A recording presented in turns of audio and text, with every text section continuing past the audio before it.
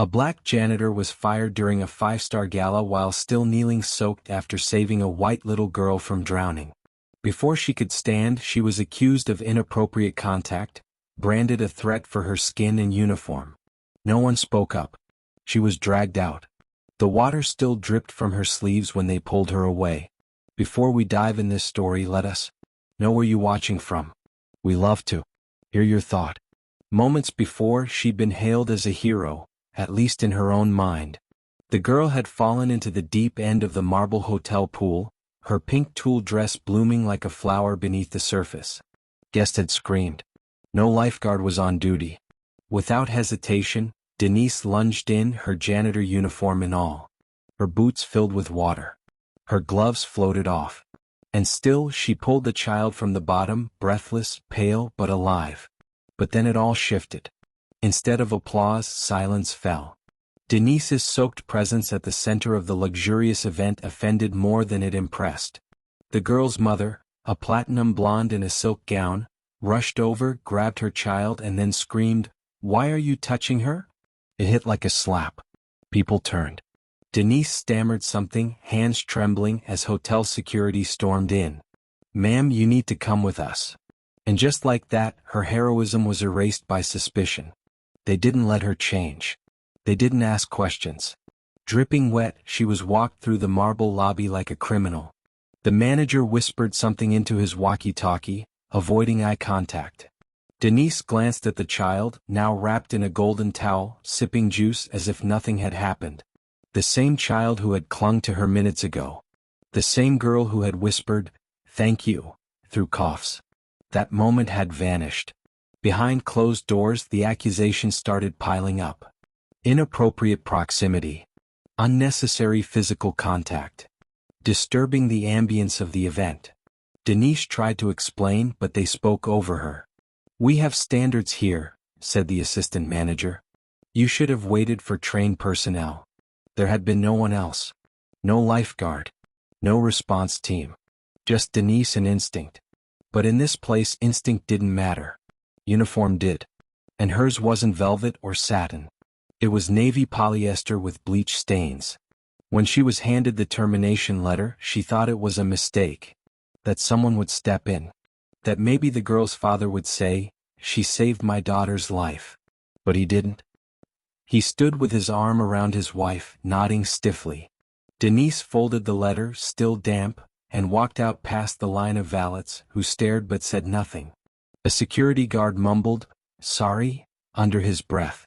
Denise walked home in the dark, her soaked uniform slapping against her legs. Her hands smelled like chlorine and hotel soap. At her apartment, the lights flickered. Rent was due. She opened her closet, staring at the other uniforms. Folded, clean, hopeful. She sat on her bed, the termination letter still in her pocket, and stared at the wall. Had she done the right thing? Had she made it worse? No one at the hotel had seen her for who she really was. A woman trying to survive, to help, to matter. The next morning, her face was swollen from crying. But she dressed up anyway. She needed answers. She returned to the hotel not to beg but to speak to someone, anyone, who would listen. But the front desk clerk looked alarmed. "You're not allowed here," he said. She asked for the girl's family. "We can't disclose that." She tried to explain. She almost drowned. The clerk looked away. "You need to leave." Security appeared again, more forceful this time. "Ma'am, if you don't leave now, we'll call the police." Denise stepped back. The golden chandelier overhead made everything feel surreal. She turned and left. Outside, the city noise swallowed her, indifferent. She stood near the bus stop, watching luxury cars zoom by. Then a voice behind her.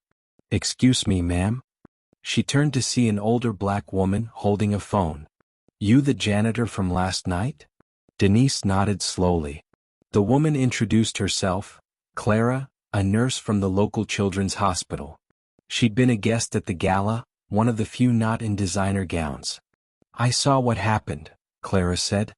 "I saw you jump in. I saw them drag you out." Denise looked down. No one said anything. Clara shook her head. "I didn't know what to do. But I'm doing something now." She showed Denise the video she'd recorded.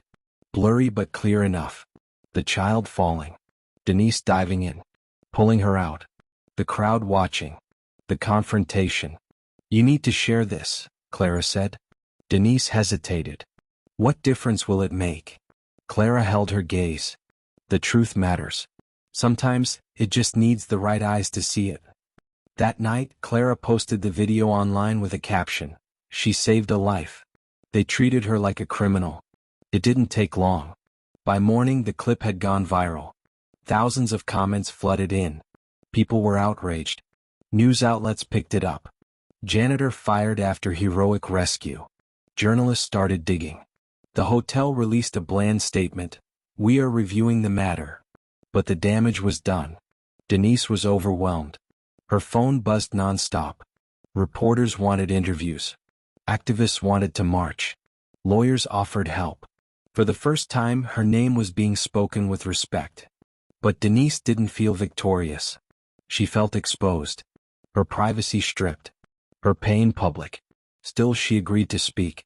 On national television, she sat across from a host and retold the night's events.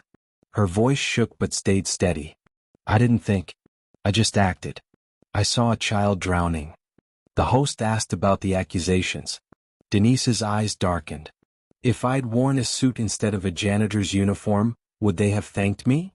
The silence that followed said everything. The manager's voice dropped an octave, his expression shifting from skepticism to something colder. "This isn't about you being a hero," he said quietly. "It's about appearances, boundaries, and liability."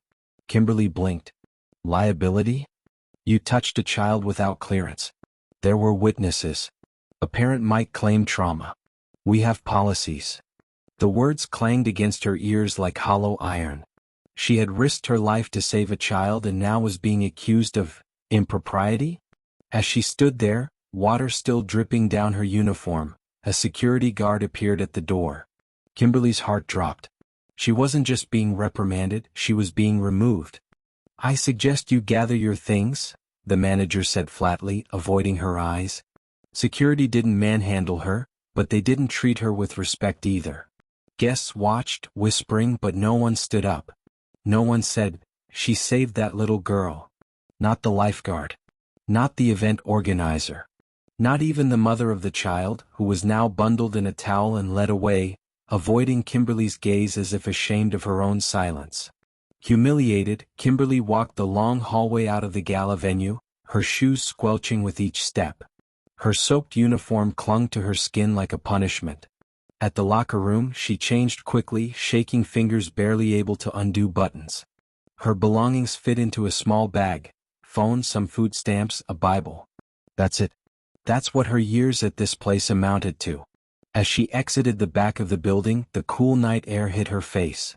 She stood in the alley behind the hotel kitchen, the same alley she used every day to slip in and out without being seen by guests.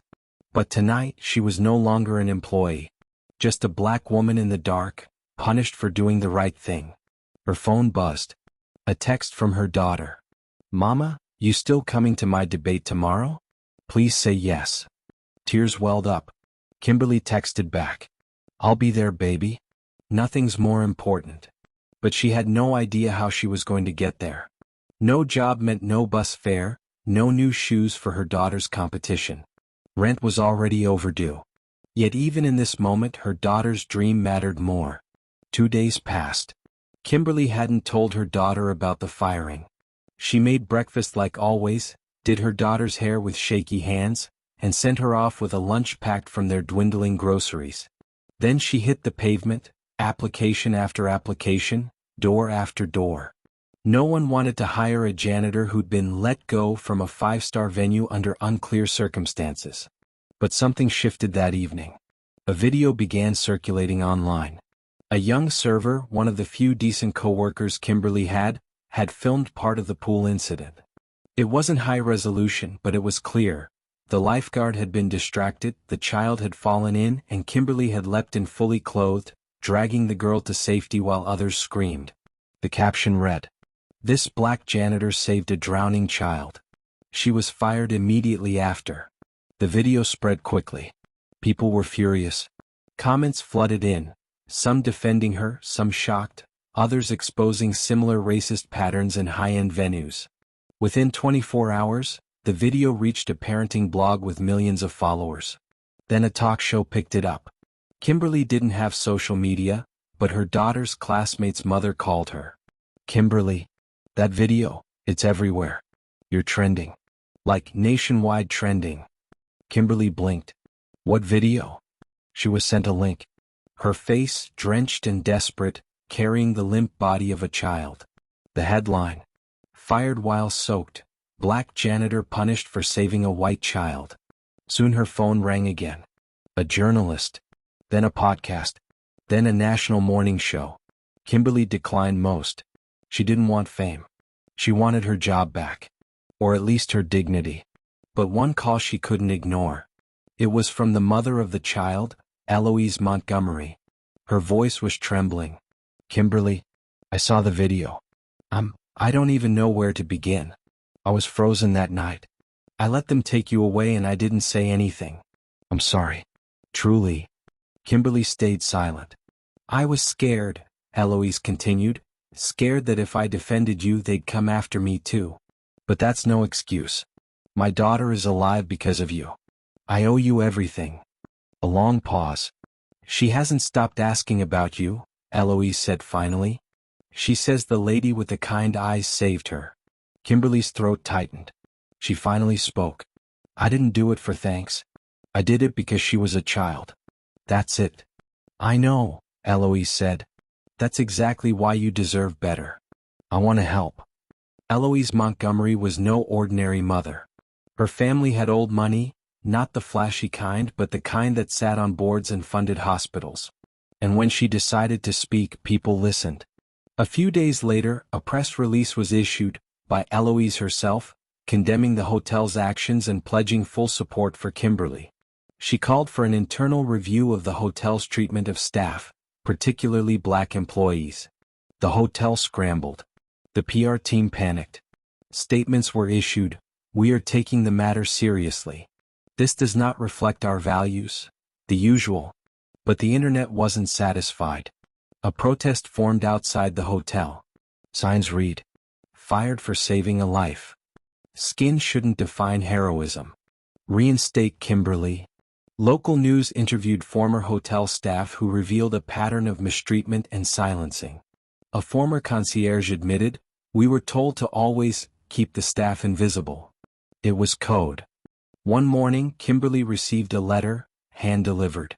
It was an offer to return to the hotel. With a promotion. And back pay. She stared at it. Then she tore it in half. She didn't want their guilt money.